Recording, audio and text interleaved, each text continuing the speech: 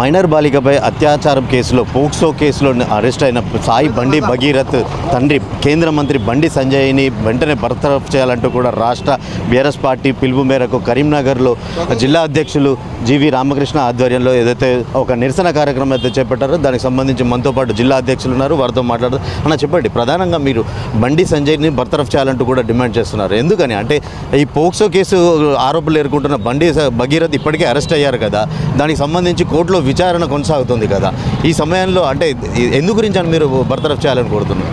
Sir, ఇప్పుడు వారు కేంద్ర హోంశాఖ మంత్రిగా ఉన్నారు, వారు హోమ్ మినిస్టర్గా ఉన్న సందర్భంలో పోలీస్ వారు అధికారికంగా హోమ్ మినిస్టర్గా ఉంటే ఏ విధంగా కేసు ముందుకు పోతుందో ఫస్ట్ మేము అడుగుతున్నాము.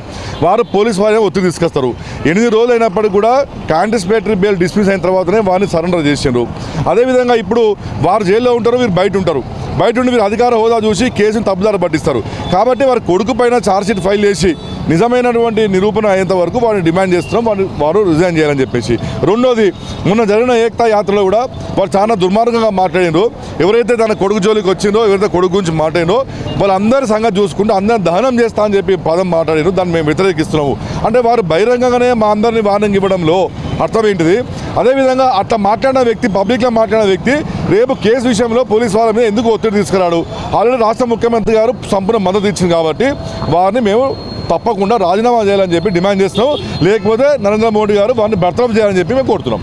ఇప్పటికీ ఏదైతే ఈ కేసుకు సంబంధించి విచారణ చేస్తున్న న్యాయమూర్తి కూడా పలువురిపై కేసులు నమోదు చేసిన పరిస్థితి. అంటే ప్రలోభాలకు సంబంధించి కొన్ని ఆరోపణలు సోషల్ మీడియాలో వస్తున్న నేపథ్యంలో కూడా అలాంటి ఏముండవు. అంటే మళ్ళీ కొత్తగా కూడా సెక్షన్లో అదనంగా కూడా బండి సాయి భగీరథ్పై చేర్చడం జరిగింది. దీనికి సంబంధించి నిరూపణ అయితే దాదాపు 10 సంవత్సరాల నుండి 20 సంవత్సరాలు కాకుండా జీవిత ఖైదు పడే అవకాశం కూడా ఉంది.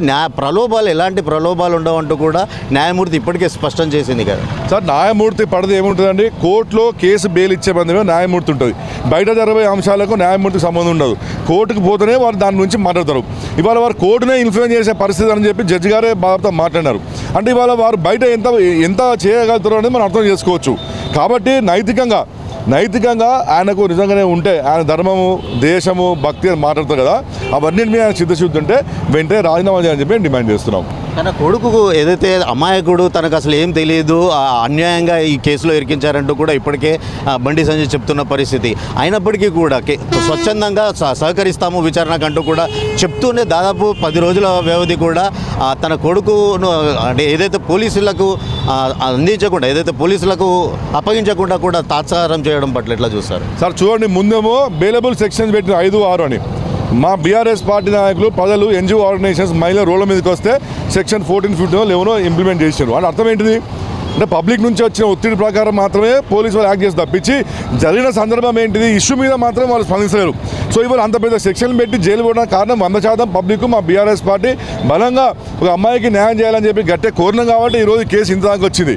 లేకపోతే ఎప్పుడో ఈ కేసు గంగల పాలైపోవు. బండి సంజయ్ ఏమో తన కొడుకును స్వచ్ఛందంగా అప్పగించానని చెప్పేసి చెప్తున్నారు. తెలంగాణ పోలీసులు ఏమో అరెస్ట్ చేశామని చెప్తున్నారు. ఈ అంశాన్ని ఎట్లా చూడవచ్చు? అదే కదండి, ఇప్పుడు చూడండి, ఇంత కన్ఫ్యూజ్ ఉన్నది. ఒక పేపర్ వాళ్ళేమో వారు స్వచ్ఛందంగా వచ్చి సరెండర్ చేసినట్టారు, కొంతమంది ఏమో మేము పట్టుకున్నామంటారు, పోలీస్ వాళ్ళ వీడియోనేమో మేము పట్టుకున్నామంటారు, బీజేపీ వాళ్ళ వీడియోనేమో మేము పట్టించమంటారు. ఇంతవరకు దాని మీద ఏమైనా క్లారిటీ స్టేట్మెంట్ కూడా గవర్నమెంట్ నుంచి, ఓ డీజీపీ ఆఫీస్ నుంచి ఆయన ఏ విధంగా లొంగిపోయిందా, అరెస్ట్ అయిన విషయం లేదు. అంటే ఇక్కడనే ఇంత చిత్తశుద్ధి లేకపోతే రేపు ఈయన కేంద్ర మంత్రిగా ఆయన హైదరాబాద్ అడ్డా పెట్టుకొని మొత్తం పోలీస్ డిపార్ట్మెంట్ని ఒత్తిడి తీసుకొచ్చి ఈ కేసు ఛార్జ్షీట్లోనే మొత్తం కేసు లేనట్టు చేసే అవకాశం ఉంది. కాబట్టి ఆయన రాజీనామా చేయాలని చెప్పి డిమాండ్ చేస్తున్నాం. చివరిగా చెప్పండి అన్న, అంటే దీనికి సంబంధించి ముఖ్యమంత్రి రేవంత్ రెడ్డి హస్తం కూడా ఉంది. ఈ కేసుకు సంబంధించి ఈ జాప్యం జరగడంలో రేవంత్ రెడ్డి కూడా పాత్ర ఉందంటూ కూడా కొంత పుకార్లు పుడుతున్నాయి. 100% రేవంత్ రెడ్డి గారి అరెస్ట్ లేకపోవడం ఏంటండి? ఒక కేంద్ర సహాయ మంత్రి కొడుకు ఏ విధంగా తప్పించుకుపోతాడు? 8 రోజులైతే మా బీఆర్ఎస్ పార్టీ నాయకులు చిన్న రీట్వీట్ సోషల్ మీడియా పోస్ట్ పెడితే రాత్రి 2 గంటలు తీసుకొచ్చి ఇంట్లో కూర్చోబెడతారు. ఇంత టెక్నాలజీ ఉన్నది, ఇంటెలిజెన్స్ విభాగం ఉంటుంది, ఐబీ ఉంటుంది, స్పెషల్ బ్రాంచ్ ఉంటుంది. ఇంతమంది ఉండగా ఎట్లా తప్పించుకుపోతారండి? ముమ్మాటికి 100% రేవంత్ రెడ్డి గారి హస్తం ఉన్నది. రేవంత్ రెడ్డి గారు వారిని ప్రొటెక్ట్ చేసే ప్రయత్నం ఉన్నది. నిన్న కూడా అమ్మాయి తరఫున కోర్టులో వారు పీపీగా అసిస్ట్ చేయడానికి కూడా కొత్త అడ్వకేట్ పెట్టుకున్నారు.